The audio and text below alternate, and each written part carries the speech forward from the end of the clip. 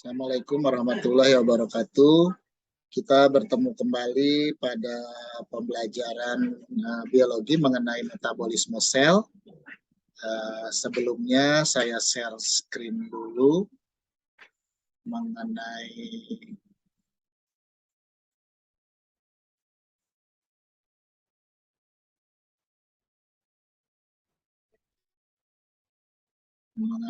bab 2, yaitu mengenai metabolisme sel.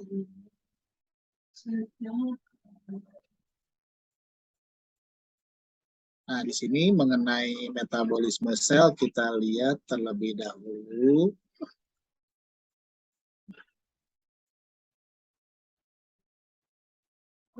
Mengenai peta konsep ya, yaitu yang pertama akan saya jelaskan mengenai metabolisme, apa itu perbedaan katabolisme dan anabolisme, serta juga mengenai enzim ya, ada klasifikasi sifat-sifat, ada inhibitor, kemudian ada respirasi aerob, respirasi anaerob, dan juga katabolisme lemak dan protein, serta dia terendah protein, dan juga mengenai anabolisme, yaitu terjadinya fotosintesis.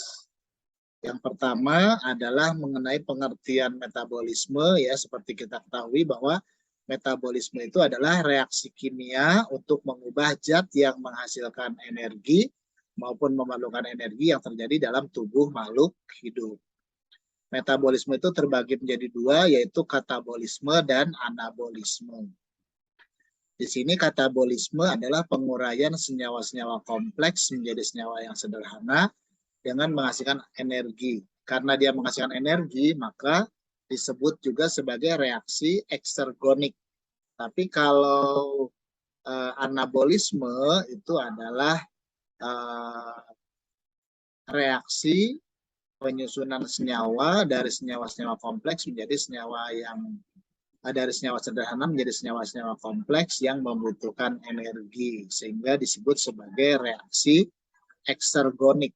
Ya, contohnya adalah fotosintesis.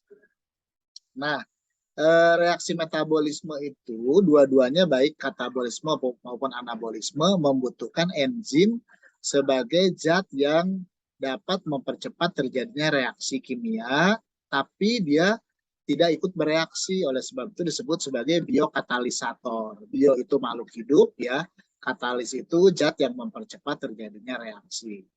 Nah, di sini zat yang dipengaruhi oleh enzim yang akan diubah itu namanya substrat, sedangkan hasilnya berupa suatu produk gitu. Jadi semua dipengaruhi oleh enzim. Nah, kita lihat sekarang komponen penyusun enzim. Di sini ada apoenzim yang berupa protein ya, kemudian ada komponen tambahannya namanya gugus prostetik yang berupa non protein, dan juga ada nanti gugus prostetik itu terbagi menjadi dua, ada kofaktor yaitu ion anorganik dan koenzim berupa ion organik. Kemudian sifat-sifat enzim ya, itu yang pertama adalah menggumpal jika dipanaskan. Karena enzim itu sebagian besar dia berupa protein, jadi sifat-sifat enzim itu merupakan sifat protein. Misalkan di sini dia umumnya rusak pada suhu di atas 50 derajat Celcius. Lalu bekerjanya spesifik, satu enzim itu hanya untuk satu substrat saja. Misalkan enzim amilase itu hanya untuk substrat amilum, enzim lipase untuk substrat lipid atau lemak ya.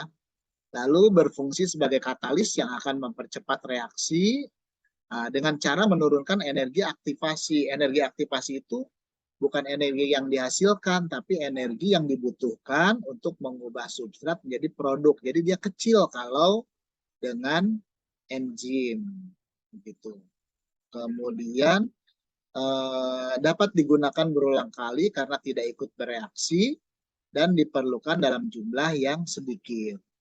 Lalu dia juga enzim ini umumnya bisa bekerja bolak-balik atau dua arah. Misalkan enzim lipase ya, mengubah lipid menjadi asam lemak dan gliserol. Kalau dalam tubuh kita ada asam lemak dan gliserolnya banyak, maka akan bisa dibentuk kembali menjadi lipid gitu. Itu artinya dia bekerja secara bolak-balik.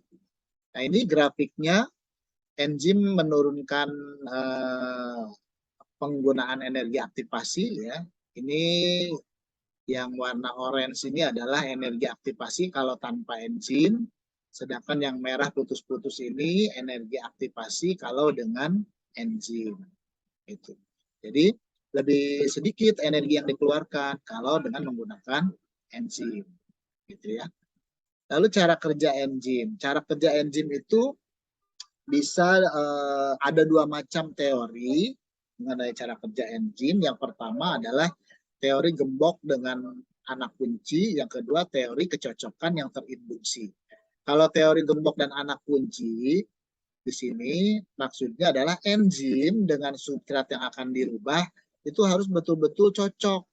Tidak boleh ada ketidakcocokan sedikit saja, maka gembok itu tidak bisa dibuka oleh kunci.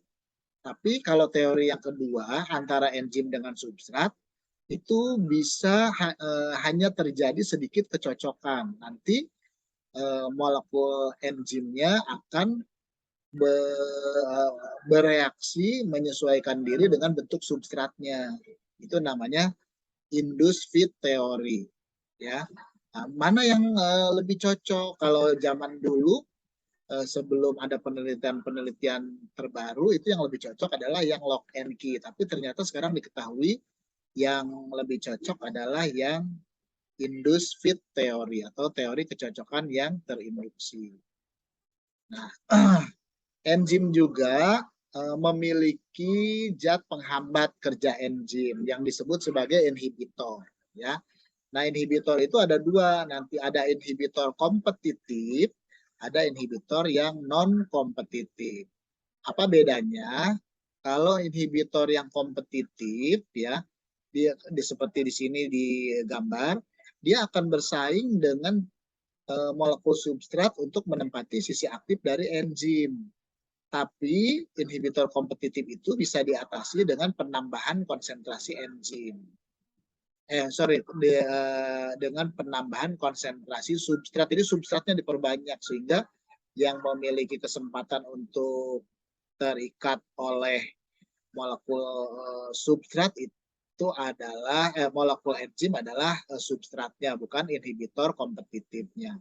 Tapi inhibitor yang satu lagi, kalau yang non kompetitif itu dia akan akan terikat di luar sisi aktif enzim, tapi di sini tidak dapat diatasi dengan penambahan konsentrasi substrat. Jadi dia justru akan merusak sisi aktif dari enzim itu sendiri gitu. Yang lebih berbahaya jadi inhibitor yang non kompetitif ya. Nah, ini faktor yang mempengaruhi kerja enzim, ada suhu, tadi inhibitor, konsentrasi enzim, derajat keasaman ya, ada aktivator, konsentrasi substrat, dan zat hasil produk. Nah, saya pikir cukup dulu sampai di sini mengenai pembelajaran mengenai metabolisme. Nanti kita lanjutkan pada pertemuan berikutnya. Assalamualaikum warahmatullahi wabarakatuh.